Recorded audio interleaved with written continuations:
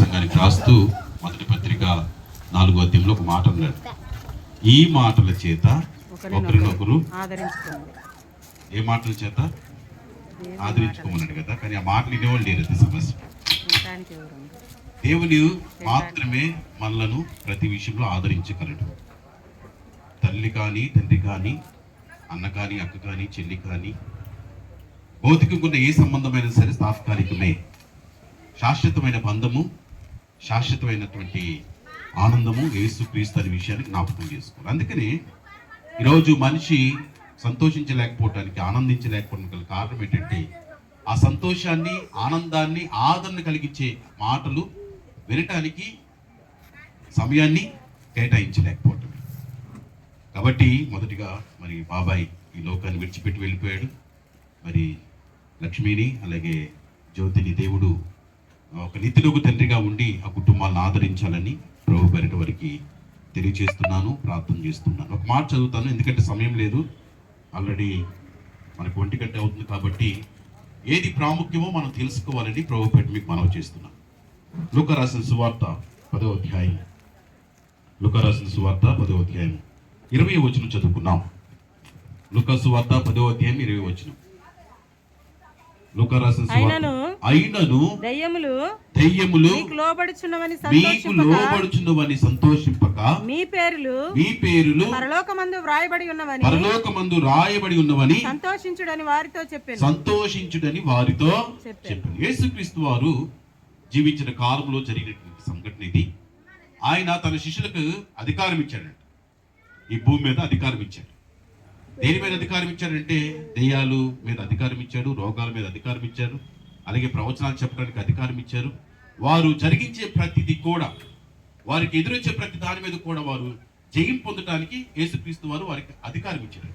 వాళ్ళు వెళ్ళారు, అధికారాన్ని ఉపయోగించారు. వచ్చి సంతోషంతో చెబుతున్న మాట ఏంటంటే, దెయ్యాలు లోబడటం అంటే అది మామూలు విషయం కాదు. అవునా?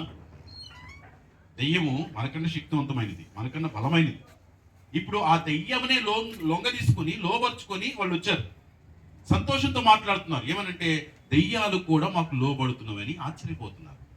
బాగా ఉత్సాహంతో ఉన్నారు, ఆనందంతో ఉన్నారు, సంతోషంతో ఉన్నారు. కానీ యేసుక్రీస్తు వారు చెప్తున్న మాటను మనం ఇక్కడ జ్ఞాపకం చేసుకోవాలి, గ్రహించాలి. ఏం చెప్తున్నాడు అని అంటే, మనిషి ఎక్కువగా దేని గురించి సంతోషించాలి, దేనిని బట్టి ఆనందించాలి?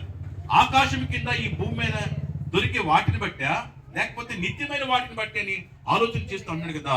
దెయ్యాలు మీకు లోబడుతున్నవని కాదు, మీ పేరులు జీవ గ్రంథమందు లేదా పరలోకమందు రాయబడి ఉన్నవని వాటి గురించి ఎక్కువగా సంతోషించమని. ఈరోజు మనిషి దేని గురించి ఎక్కువగా ఆలోచన చేస్తున్నాడు, దేనికి సంతోషించడానికి ఎక్కువగా ఇష్టపడుతున్నాడు అంటే, ఈ భూలోకంలో ఉన్న వస్తువుల కొరకు, వాహనాల కొరకు, లేకపోతే భౌతిక సంబంధమైన దాని గురించి ఎక్కువగా ఆలోచన చేస్తూ ఈ భూమి మీద దొరికే దాని గురించే ఎక్కువగా సంతోషించడానికి ఇష్టపడుతున్నాడు తప్ప.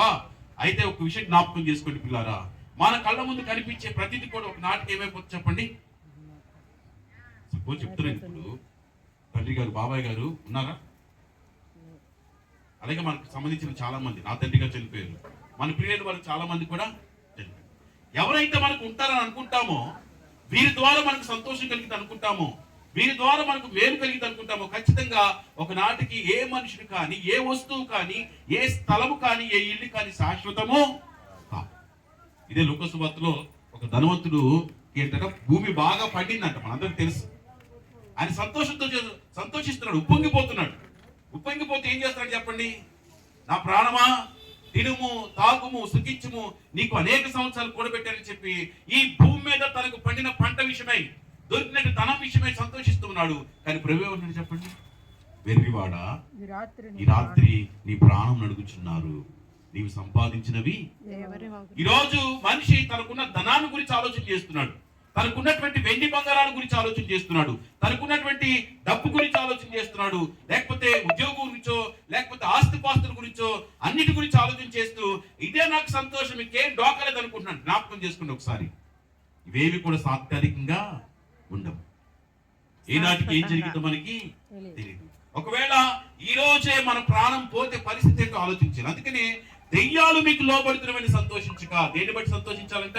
పరలోకమందు మీ పేరు. ఎందుకంటే పరలోకము శాశ్వతము, భూలోకము తాత్కాలికము, పరలోకము శాశ్వతము. అలాగే శరీరము తాత్కాలికము, ఆత్మ శాశ్వతం. కాబట్టి శరీరానికి దొరికే దాని గురించి, శరీరం ద్వారా జరిగే దాని గురించి కాకుండా ఆత్మకు లభించే మేలు గురించి, ఆత్మ వెళ్లే స్థలం గురించి మనం ఎక్కువగా ఆలోచించాలి. ఎందుకు చెప్తున్నాను ఈ మాట అంటే, ఒకవేళ ఎందుకు సంతోషించాలి అని అంటే వాక్యం చెప్తుంది. చూడండి, ప్రకటన గ్రంథం 20వ అధ్యాయం, నేను ముగించేస్తున్నాను.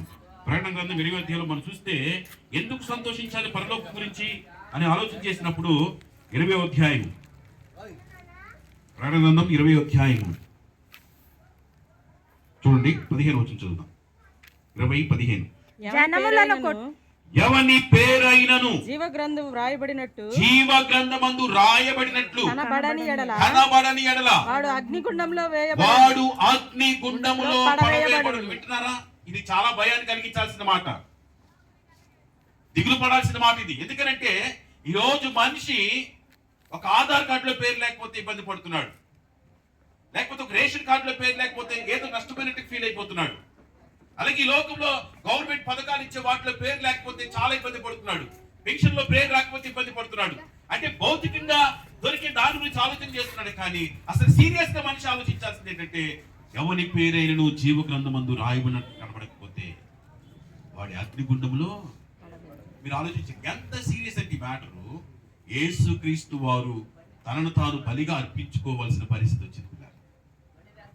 ఈ భయంకరమైన మరణ వేదన నుంచి విడిపించడానికే ఈ మాట సీరియస్ కాకపోతే, ఇది ఎంత భయానకం కాకపోతే, ఎంత ఘోరమైన పరిస్థితి కాకపోతే, దేవుడై ఉన్న ఆయన మనిషి రూపాన రక్త మాంసాల్లో పాల్పడై 2026 సంవత్సరాల క్రితం తన శరీరాన్ని నలుగొట్టుకున్నాడు, తన రక్తాన్ని ఆకుబట్టి వరకు.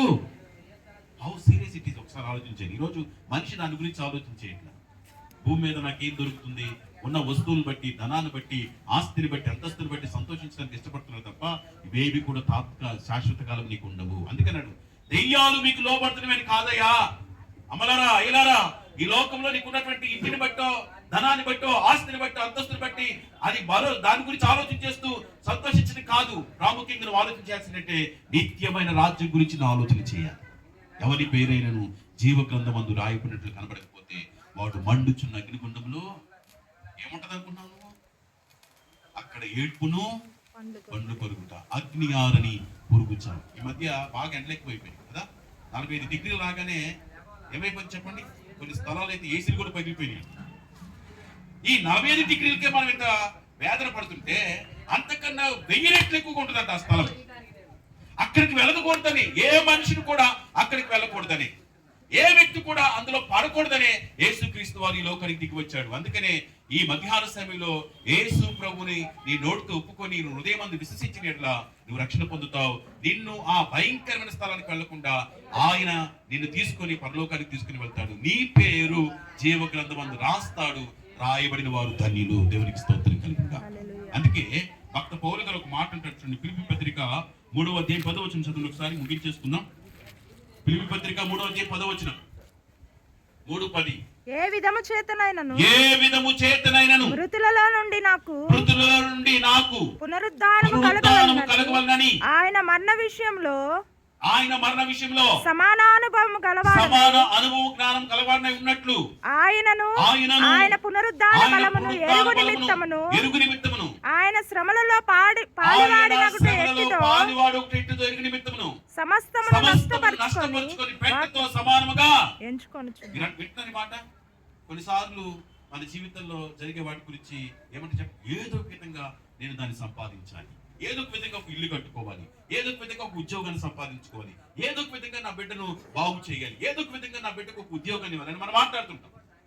కానీ ఇక్కడ ఏమన్నాడు పౌలు గారు అని అంటే, ఏదో విధంగా అంటే ఏంటి, ఎంత ప్రాముఖ్యమైనదో మనం ఆలోచన చేయాలి.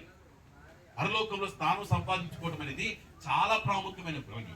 దాని గురించి అంటాడు కదా, ఏ విధము చేతనైనను నాకు మృతుల్లో నుండి పునరుత్థానం, ఎందుకంటే పునరుత్థానమును జీవమును యేసే. దేవునికి స్తోత్రం కలుగుగా.